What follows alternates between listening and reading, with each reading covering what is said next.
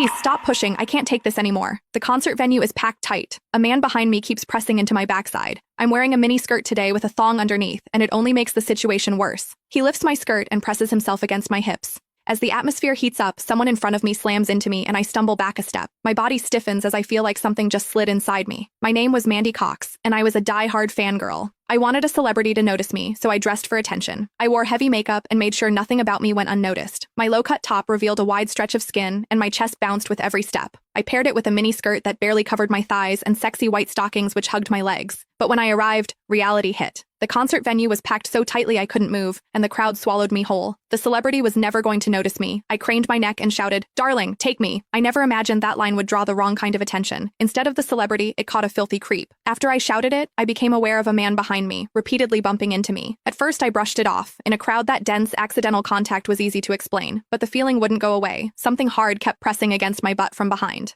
I assumed I'd accidentally backed into his hand where it rested behind me, so I turned and offered a polite apology. "Sorry, I didn't mean to bump into you." He paused, then flashed a leering smile and said, "It's okay, I don't mind." When I turned back toward the stage, I felt him press against me again, more deliberate than before. I kept my attention on the celebrity on stage and shut him out. The man became increasingly brazen, pulling up my skirt and pressing close against my backside. I had only a thong on underneath, which left my butt exposed. I felt his touch directly against my skin and assumed it was his finger. Only then did I realize something was wrong. The pressure was warm and solid in a way a finger could never be. My mind lurched as the truth hit me. In the 20 years of my life, this was the first time a man had ever molested me. Fear surged through me, sharp and overwhelming, and my body reacted with an instinct to flee. But there was no way to move. The concert floor was packed wall to wall, leaving me stuck where I stood. I drew myself tight, bracing as if tension alone could keep the fear out. As I did, my hips closed around the man's so-called finger, trapping it between my cheeks. An unfamiliar sensation followed, and warmth rose to my face. What confused me was that I didn't recoil from it. There was a muted comfort to it, and against my will, it sparked a faint sense of expectation. The man behind me seemed to take it as a signal.